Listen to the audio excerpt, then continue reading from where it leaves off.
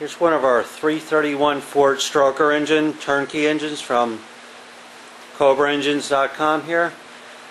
We're going to show you how we hook up our wiring for the Vertronix distributors that we supply with our engines.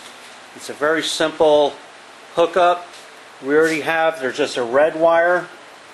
It's already hooked up for you from the Vertronix distributor. That's on, already comes to you on the positive terminal of the ignition coil, and then the black wire off of the distributor is already on there for you on the negative side of the coil. Now the only wiring that you will have to do is you're going to have to supply one wire with an eyelet on there, screw it onto the positive terminal of the ignition coil, and that wire, all it needs is 12 volts of key activated ignition power on and off the ignition key to start the engine.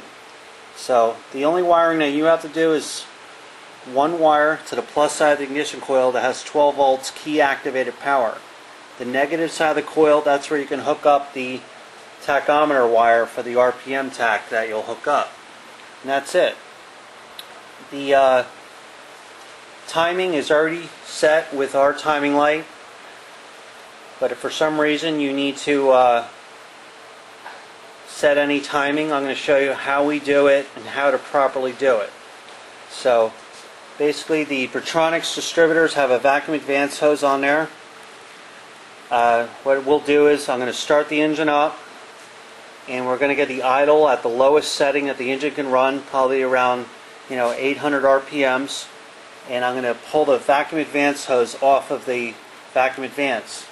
We'll loosen up the distributor hold down clamp, and with the timing light with the clamp set on number 1 cylinder right here on the passenger side front, we're going to go over to the timing scale right here with the timing light flashing. Right here is the timing scale, and I'm going to turn the distributor housing to the ignition timing. We set with the ignition timing, what we do is we turn the distributor until the reading is flashing on the balancer. There'll be numbers on the balancer, and when that reading gets to 15 degrees before top dead center, then we'll tighten down the distributor hold down clamp. And then what we do is then after the initial timing is set at 15 degrees before top dead center, we'll rev the engine up to 3,000 RPMs. And with the initial timing and the centrifugal weight timing combined together, the reading usually was around 32 to 34 degrees of ignition timing. And that's perfect. That's where we set them, and that's where these engines runs best. And then basically we just reconnect the vacuum advance hose and the ignition timing is set. So we're just going to actually start the engine up, and I'm going to disconnect the vacuum advance hose. I'm going to show you with the timing light. You'll see it flashing at 15 degrees. Now on the Ford engines, the rotor turns counterclockwise, so if you want to advance the timing, you'll turn the distributor the opposite clockwise. If you want to retard the ignition timing, you'll turn it counterclockwise. So we'll start it up and just demonstrate how we have it set, and I'm going to rev the engine to 3,000 RPMs and show you that 34 degrees of timing.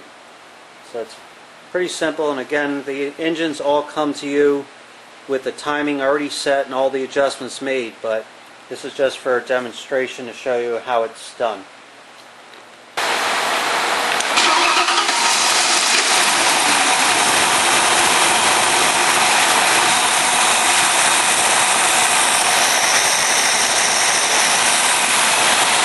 Alright, we just started it up. We already have it set at 15, but I'm going to show you. Disconnect the vacuum advance hose.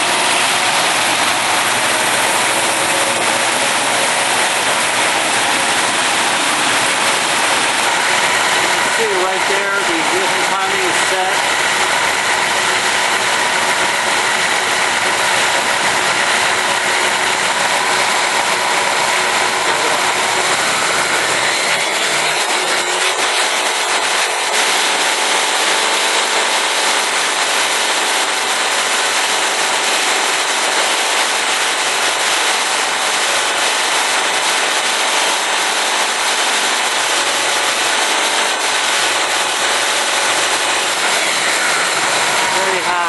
whistle timing is 15, and when it's revved up to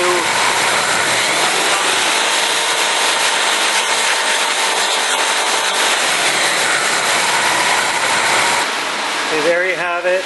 Just going to hook up the vacuum advance hose. That's back on there. And we start the engine up. Bring the idle back up.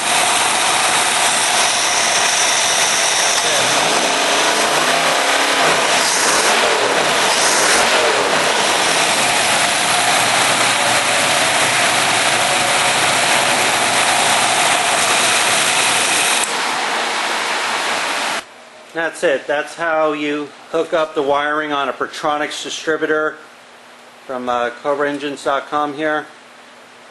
We also have its EngineFactory.com. We have our Chevy division. And then you have your our Ford division. One other thing I want to show you, if you are hooking up an electric fan, you never want to have the wire for the electric fan keyed into the 12 volts power off the ignition coil. What you'll actually do is you'll burn the module out in the distributor.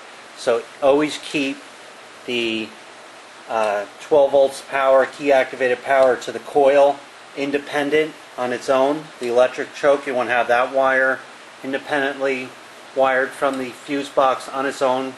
And then the electric fan, very important, never hook up an electric fan that is teed into the ignition coil, because the actual electricity can backfeed going right back in through the ignition coil, burning out the distributor. So that's very important. Keep all the wiring independently of each item. So that's that on our 331 stroker here.